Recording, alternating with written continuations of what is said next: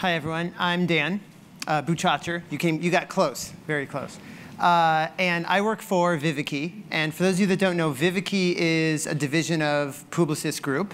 And we are essentially a centralized resource across all of our agencies, media, traditional, PR, digital. And we're really there to help our agencies to drive success against what have been identified as the priorities at the holding group level. And one of those priorities is actually something we call next generation storytelling. And next generation storytelling we would define basically as creating compelling experiences for our customers that leverage technology. And obviously a huge portion of those experiences that we're creating these days involve content and content marketing. And so that's sort of how I ended up here. And Jason and I have been talking a lot about kind of where we are with content marketing as a whole, as an industry. And it feels like we've made a lot of progress. I think we've seen a lot of progress with some of the case studies we've seen so far today. But it does still feel like early days. We've only been at this, relatively speaking, for a small amount of time. And so what we wanted to share with you today was some thoughts about what we might all do as a collective group to up our game and kind of try to get to that next phase in this still relatively immature field. So I'm going to share a couple thoughts with you, and then Jason's going to be up here as well. I'm not going to hog the spotlight the whole time. So, here we go. See if I do this right. So I would kind of define the problem before us as this. This sort of represents how I think all of us consume content and how pretty much everyone is consuming content these days, which is a barrage of feeds. And there's one out in the lobby right now, and you're undoubtedly checking them on your phone. Depending on how compelling I am, you're going to check them more or less. But this is what the whole day consists of, is a nonstop barrage, whether it's platforms like LinkedIn or Facebook, or whether it's services like Pulse, or whether it's even publisher websites now like CNN or BuzzFeed or whatever it is. Almost everything is a feed. And of course, the only thing that's not accurate about this is that it's static. What really should be happening is it should sort of be moving inexorably up, up, up. And that really, in my mind, represents what our challenge is, which is how do we actually publish things that meaningfully break through? Because this is a huge challenge. And it's one that I would argue we actually don't have a lot of experience in yet. This is a relatively new environment for us. And I'm going to be biased, of course, because I just told you that one of our priorities and the role that I'm actually responsible for within VivaKi is next generation storytelling. So I believe stories are largely the answer. And stories are something that brands have embraced since the beginning, right? Great brands are great brands because they have effectively told their story, what they're about, and the benefit that they offer, and kind of how they enrich people's lives or companies' lives or whatever it is. But I think the new challenge now is how do we tell those stories across that stream? Because we're used to telling stories when it's one-to-many and when it kind of takes on a very specific type of a format, like a 30-second ad or a billboard or a print ad or whatever it is.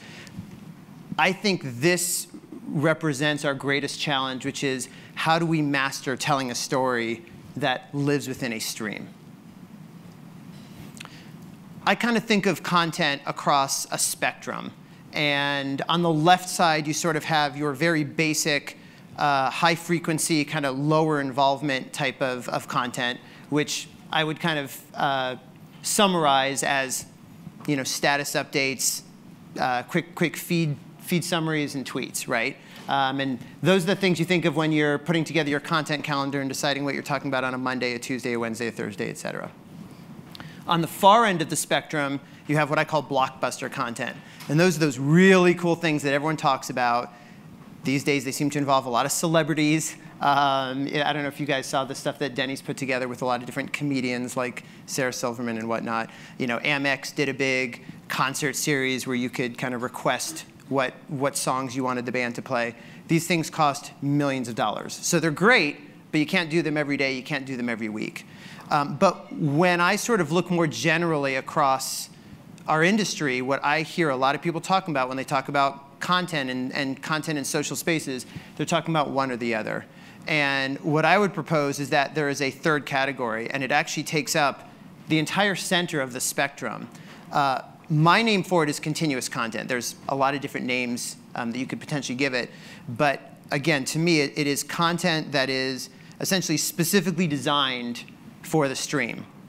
So it's blockbuster content is great, but this is content that continues to kind of grow and exist over a larger period of time. And it's also living, breathing content, meaning it's not sort of you publish it and you're done, you move on to the next thing. It continues to evolve. And I liked the quote earlier about, content's not king, conversation is king. I think that's essentially making that same point. It's alive.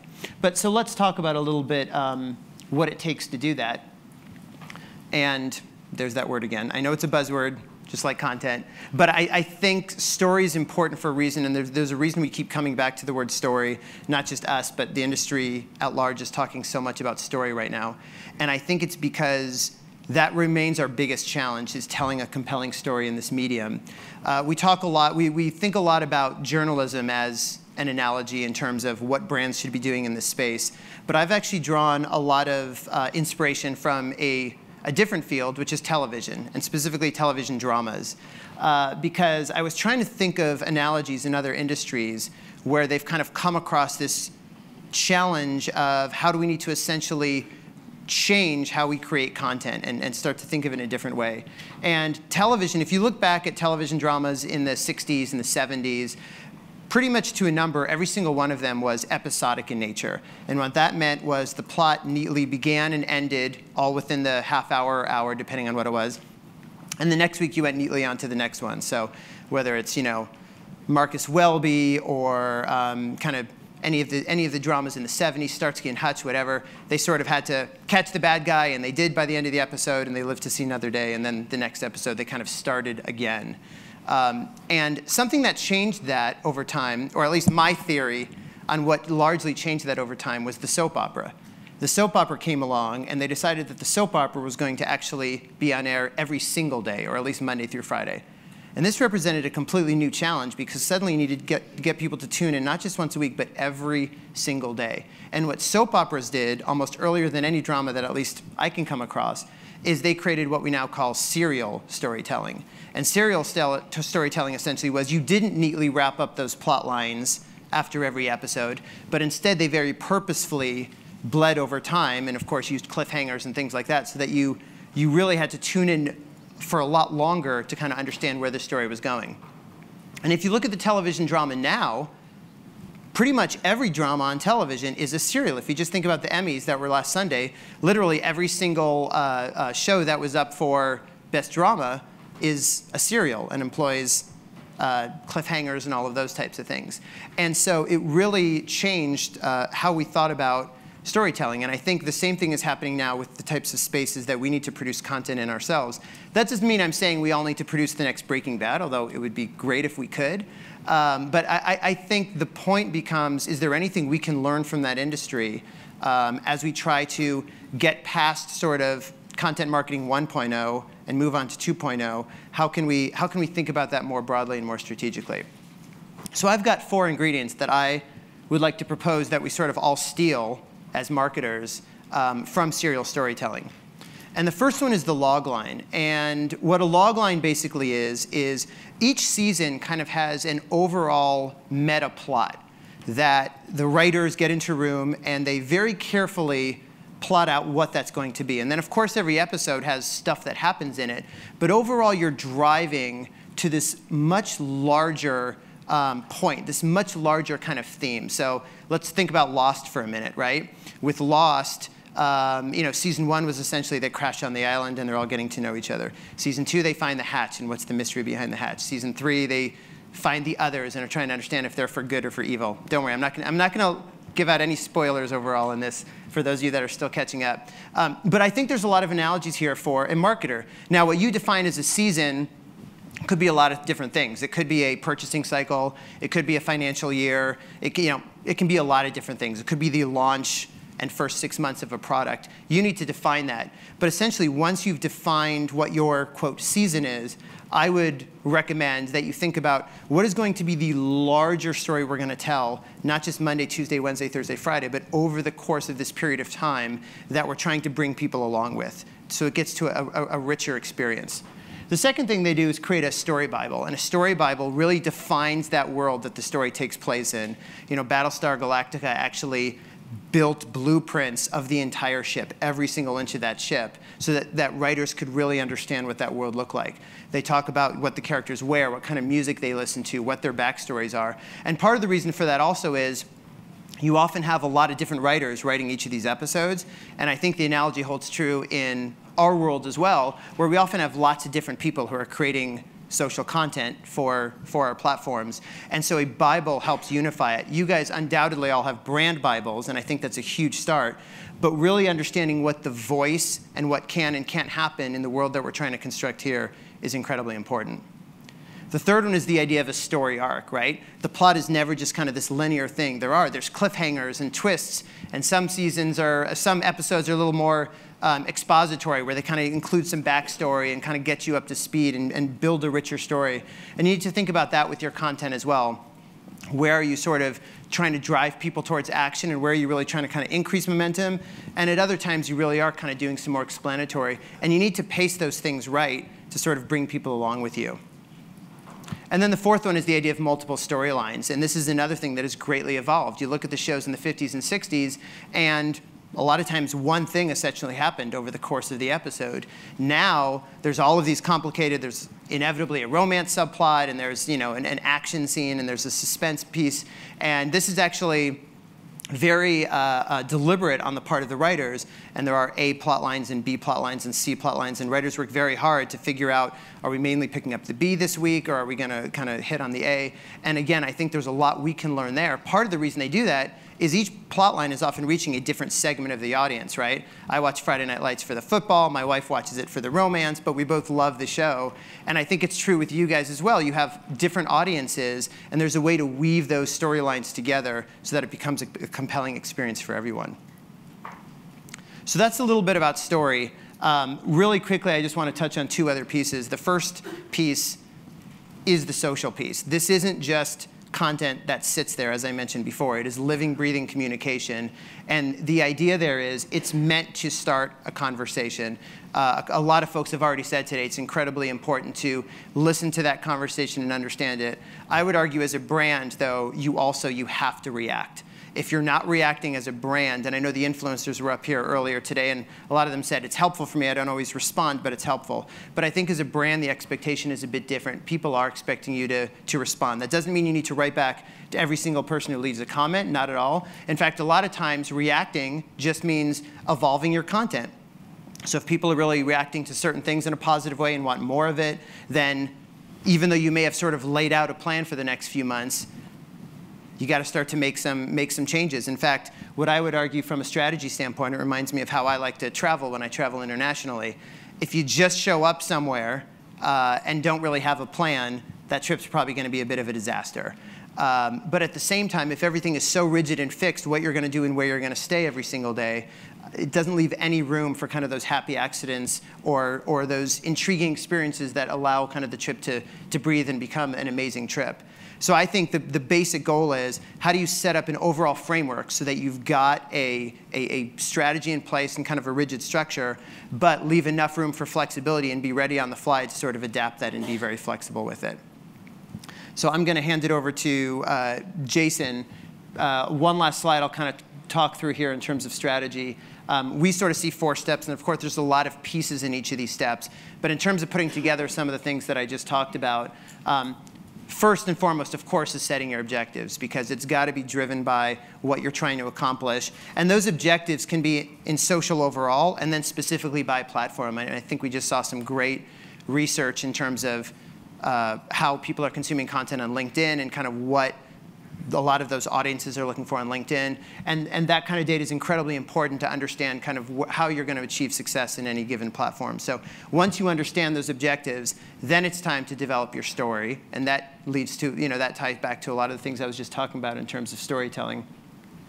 Then and only then would I actually start to get out those content calendars and build a plan. By the way, part of developing a story also that I didn't mention is also auditing your assets, right?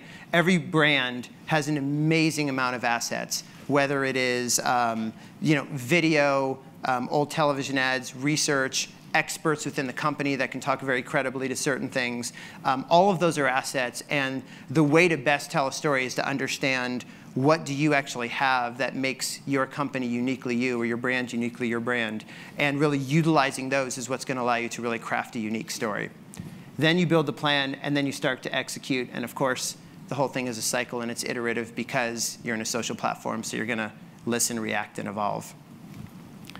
I do have an example here, but I think for the purpose of time, I'm going to skip it for right now. I'm always happy to come back around. We want to make sure we leave enough time for Q&A. And I'm going to hand it over to Jason right now, who's going to share some thoughts. As you are executing, what should you be thinking about? Great, Dan, nice job, thank you.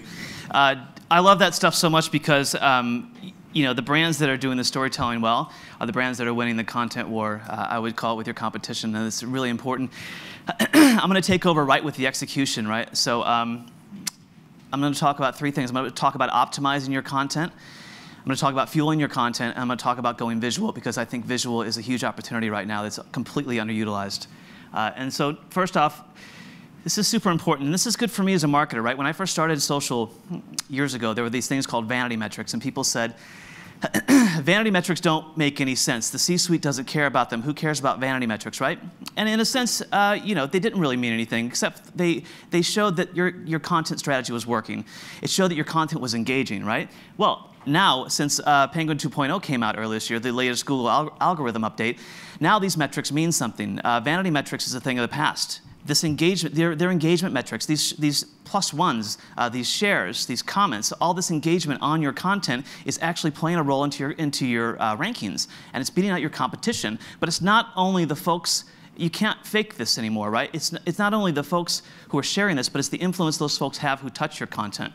And that plays, the last stat I heard was 7 to 13% of your rankings are based on social engagement. So these vanity metrics are much more important than they used to be. This is super important, too, to optimize your content. About a year ago, I believe the stat was 9% of B2B blogs had Google authorship. This is so easy to do. This is basically telling Google, you're claiming your content. You're putting your little picture there. You're saying, hey, Google, I'm proud of my content. I'm going to claim it. I'm going to put my face next to it. And what's the benefit of that? Matt Cutts, the Google guy, will tell you that content authors who are verified rank higher. It's as simple as that. This is your content. This is your blog. This is your white paper. This is your resource center. This is important stuff. This is what differentiates you. This is what the people are looking for when they're searching for a solution to their problem. And you better have the content that ranks high and answers their question. These posts here get an average of 12% more clicks. That is huge. That could be 12 more sales. That could be 12 more leads. It could be 12 more opportunities for you. This is an example of a post I wrote almost 2 years ago. But the authority on the site and the fact that I claimed it and the fact that it has some really good engagement, I rank underneath Wikipedia. That is crazy to me. So inbound plus outbound equals awesomeness. Inbound marketing is great, but inbound alone is not enough. You have to put some advertising behind it. You have to put some paid behind it. What really works well in this day and age is to pay to promote your own good content. Unfortunately, it's organic only goes so far. It's a pay-to-play world, and you have to go with that. This is what I like to call releasing the Kraken on your content. This is the new Clash of the Titans. God forbid I could find an image before 1984 that's high res to use here, right? So I couldn't use the original, but releasing the Kraken on your content is what I talk about when you put paid behind that content.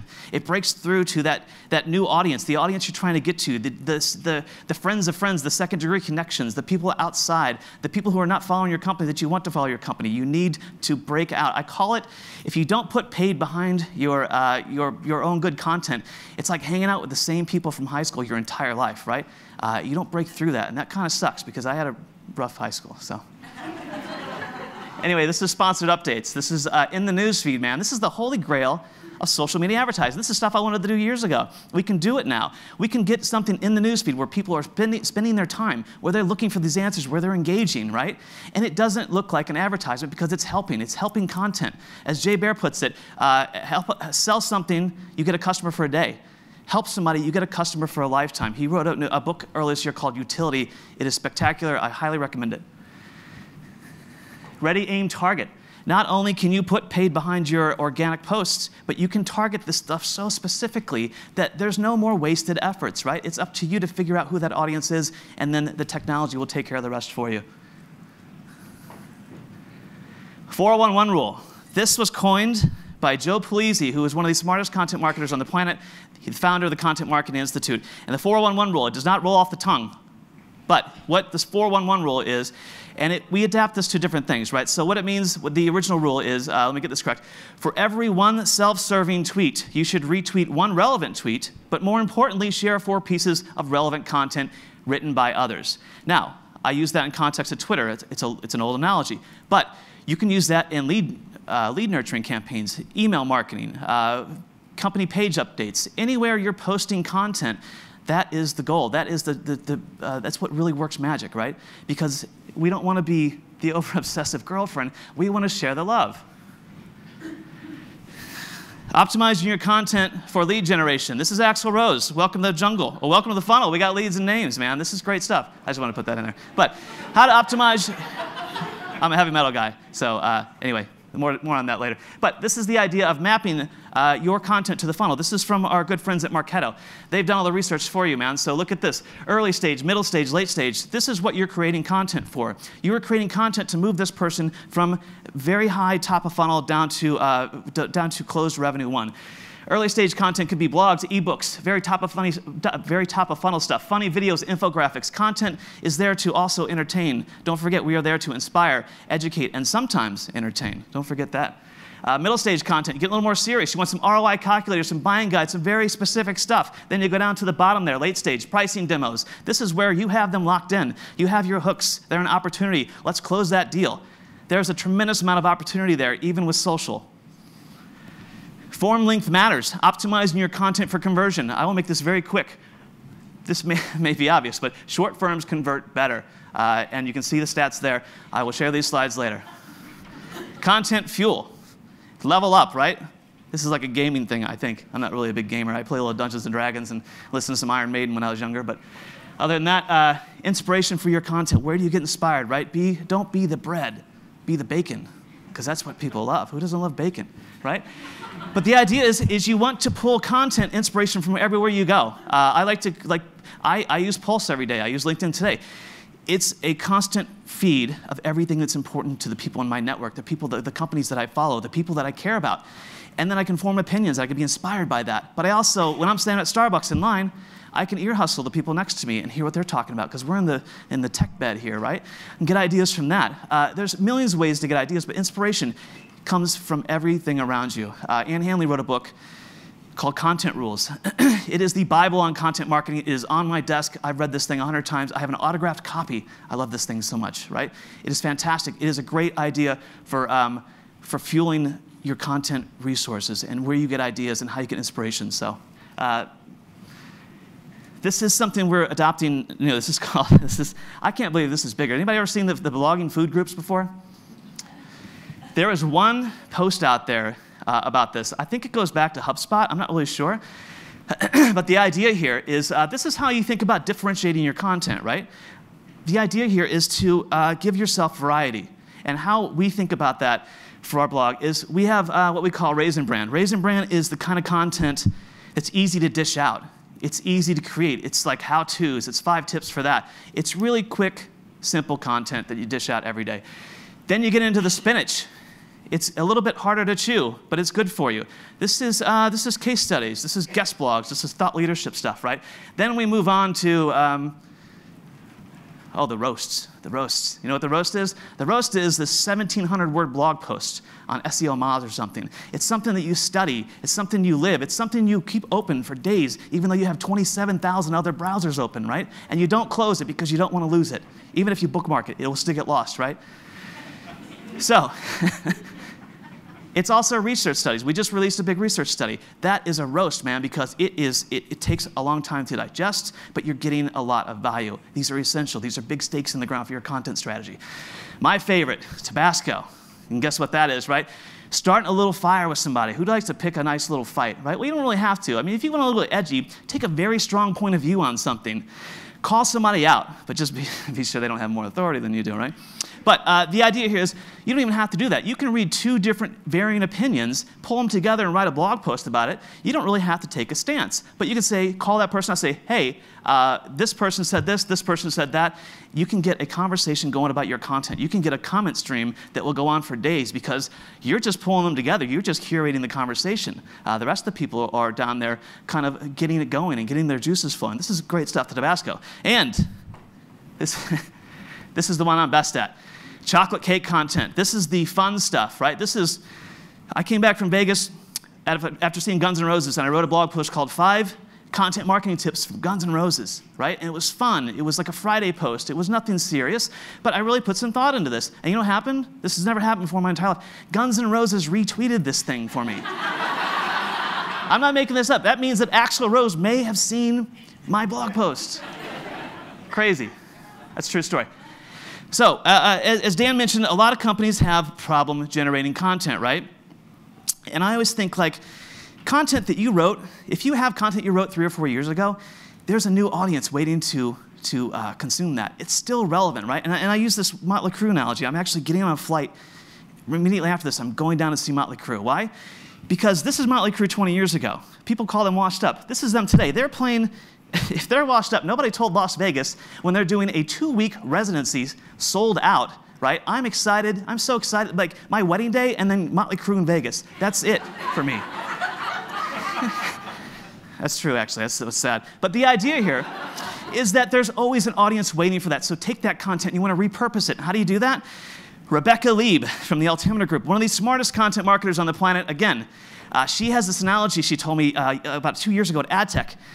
And it's stuck with me ever since. It's about thinking about your content like leftover turkey, right? So you have this giant turkey at Thanksgiving. What the hell do you do with it afterwards? You're eating off this thing. You're making things with turkey that shouldn't even be thought of, right? But you know what? You're using this turkey because we're all responsible with turkey. I don't know where that was going. Anyway, my point is, I'll give you an example.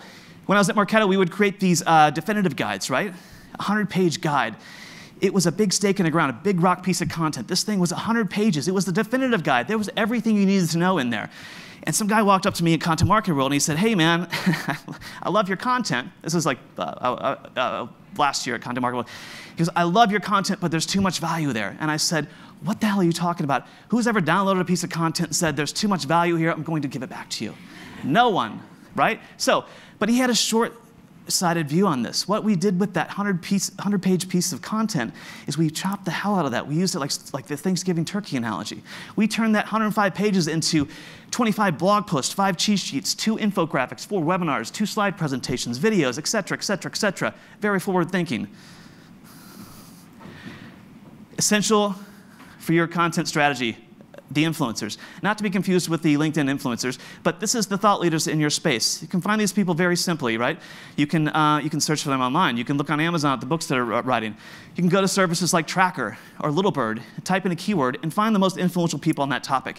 Seed your content with them. This is the Eloqua Pro Book, the social media pro book. All these people were the most influential people on the topic of the audience they were trying to reach. What happens here is all these people who are featured have a huge audience. They are going to be compelled to share your content if they're nice people. And they should be flattered, right? Because you're giving them some support. So I love this approach.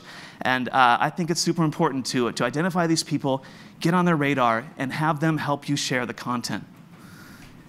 Empowering advocates. I'm a card-carrying member of the KISS Army. I have it. I've been that for like 10 years. I'm not making this up. The idea here, what was that?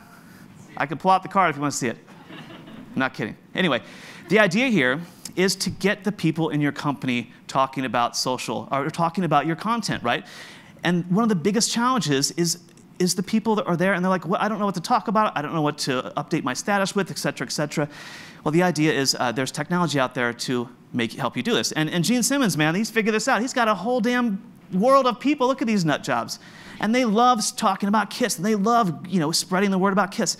There are simple technology that can help you boost your content strategy and fuel it. There's one called Gaggle Amp.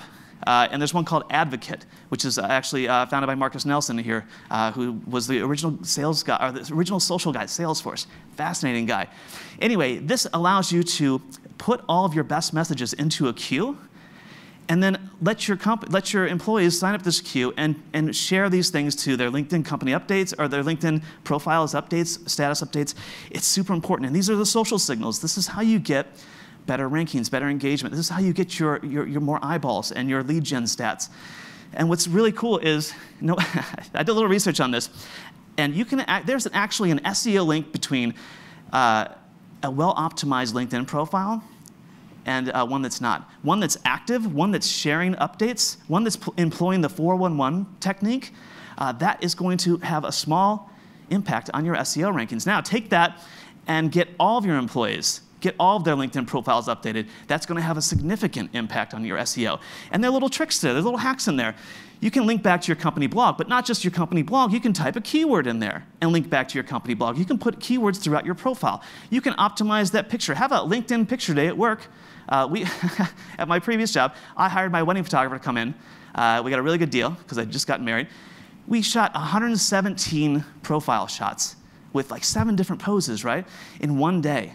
And the next morning, everybody had these beautiful new profile shots. And while they're getting their picture taken, they're doing the blue steel or the thinking man, whatever the hell that is, I'm optimizing, dropping keywords, making sure they're linking back properly. We got a boost in SEO out of that. And then we got them hooked up. We made sure they were sharing the important news that mattered most on their profiles. And this is social signals combined with SEO, combined with content, combined to fueling all this stuff all together. Super exciting. I love this. Going visual, my last topic, my last bucket. Visual kicks text ass 9 times out of 10. I don't know about the 9 times out of 10, but I don't really have this is the only stat I have, right? This was based on a white paper.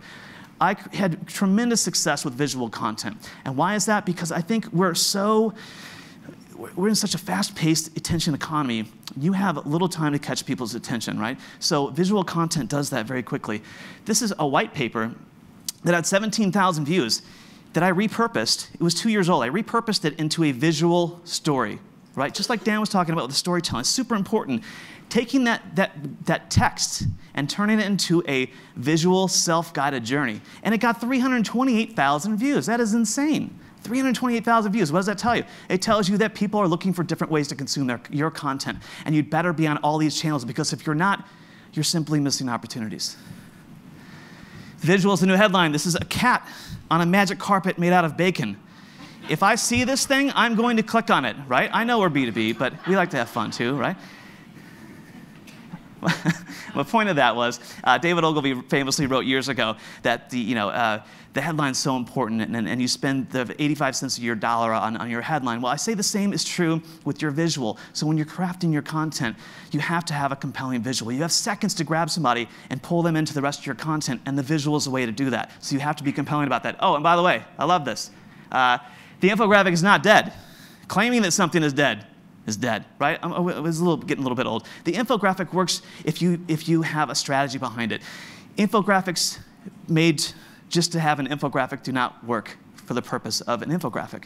That was a tongue twister. I'll say that 3 times in a row later. Anyway, the point here is infographics are great for link backs. They're great for making press releases more exciting. They're great for a visual snapshot to pull people into the rest of the data. This is super important stuff. The visual is the new headline. This is some SlideShare examples. And I love this because a lot of people look at SlideShare as a content repository, right? And it is in a sense, but you have to look at it for more of a content publishing platform, a visual content publishing platform. It's a place to establish yourself as a thought leader in your space around your keywords on your terms with your content in a visual way. These are the leaders, man. This is SEO Moz. They rule SEO terms in SlideShare, and they get tremendous results. The same goes with HubSpot. And Doug Kessler, who I highly recommend this, he did a little piece on creating content and the state of content. It's really interesting. Anyway, and I'm going to go see Chris Angel tomorrow night, actually, funny enough. Anyway, but the idea here is that this visual content doesn't have to live in one place. This is an example of integrating visual content across all of your platforms. And not to be too product-centric here, but SlideShare answers that call. You see example here of SlideShare embedded effortlessly, seamlessly into a blog. So you can view that content right inside that page. There it is on a landing page, and there it is rendering beautifully in Twitter. So I'm going to wrap it up. How do you measure this stuff anyway, right? There are a billion different blogs out there and a billion different opinions. It comes down to 3 simple metrics. This is exactly how you know if your content strategy is working. Number 1, you get increased referral traffic on non-branded keywords. By the way, since Google locked those branded keywords down yesterday, we all have to play the game of connect the dots. So it's going to be interesting the next few weeks to see what happens here. But the idea here is, are you seeing increased referral traffic from non-branded keywords? Is your content working? Are these people coming back, right? Is your content getting engagement?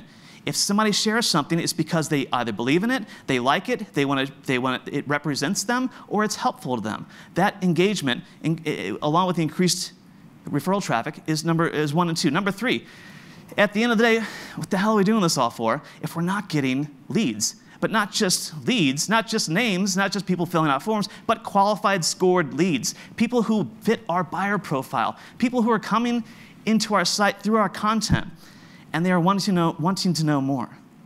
That's where we're at. And I'll finish off with this. We'll go make some bloody good content. And a little Black Sabbath. I love those guys. Anyway, I'm going to bring Dan back up. Thank you. And if you have any questions, we have some time for questions.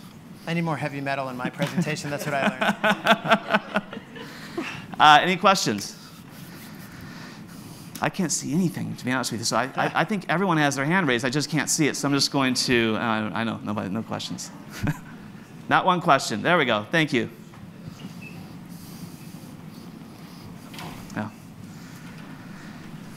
I get all excited up here, like Chris Farley in that SNL skit. You know, the guy, the motivational speaker, lives by the river in a van. In a van? Like, yeah. This question's for Dan. My name is Chris. I work for Cisco. On the 4 ingredients that you listed out, the Bible. Right. From your interactions with companies, who within an organization or what collective group of people writes that Bible? It's a good question. I think it's important to have definitely sort of some of the key brand stakeholders involved. Again, there's almost inevitably always a brand Bible that someone has developed.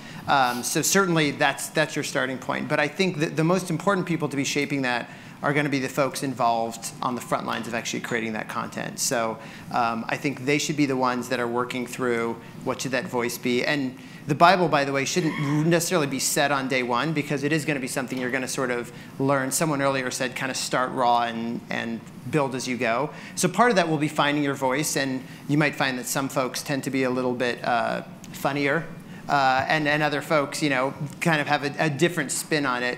But I think the goal is to just get it overall consistent. So, you know, I would argue that the social team, if you have kind of a couple different divisions within the company, if there's going to be certain pieces of content that are built by or come out of certain divisions of that company, I'd involve those stakeholders as well. And I'd make it be a small group to actually build the initial thing, and then it's just a question of getting those buy-offs. And part of the reason for doing it also is so everything doesn't have to go through legal and doesn't have to go through lots of kind of brand manager checks along the way, but you kind of all have some shorthand around what's okay, what isn't okay. You know, I think part of a Bible for a brand side also is kind of what's acceptable, what isn't, where are some of those lines around what we can say, what we can't say, how quickly we can respond, all of those types of things.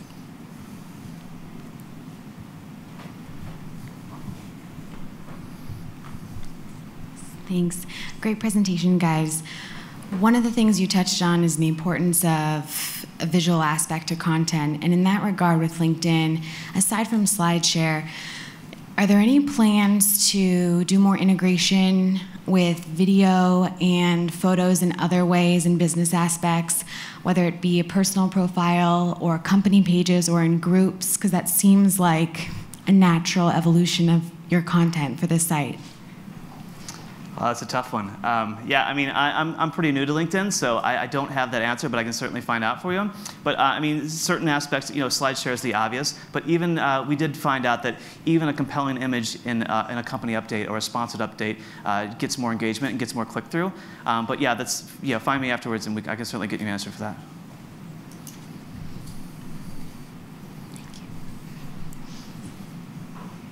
got like 5 minutes. I could do like some a cappella Guns N' Roses.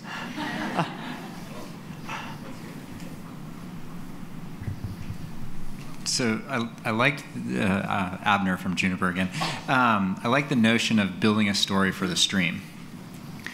But when I look at my own stream-based behaviors, I jump in and out, and I might catch 1 or 2 episodes. I'm not catching your whole storyline.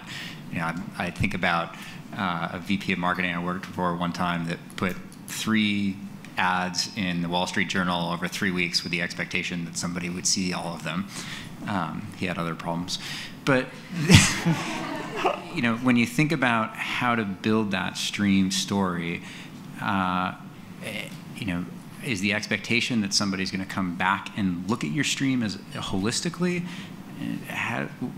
You know, any thoughts there on building that out? That's a great point. I think that you did identify a place where the analogy starts to fall down. I might say maybe that's a little less TV drama, and maybe it's a little more reality television where you can skip episodes and still get the overall idea. I think content marketing, and I think the idea of that story is much more that it is okay to miss episodes along the way. It is okay to miss content, and that overall they're still getting the message. And that's actually exactly the point of why you construct these larger story arcs and these larger log lines, is the very fact that people aren't going to see everything. So the point is that even if they're just kind of periodically coming across it, it draws them in. You draw them in with those. And then the hope is, you know, a lot of times once we get people into one piece of content, that's when they start to move back, or it's pointing to other pieces of content that you've published because it's linked within that experience. I just said LinkedIn, that was kind of, but I think the point becomes then it starts to draw you in, and there's sort of I would argue, a more natural way to get you to go deeper and deeper and deeper, because a lot of these pieces are so connected. So that's a great point that you raised. It's not really meant to be that people are automatically tuning in each week or each day, because that's not realistic.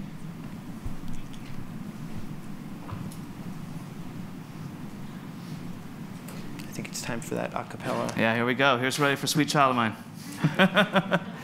Anyway, I guess that's it. Great. Thanks, everyone. Thanks.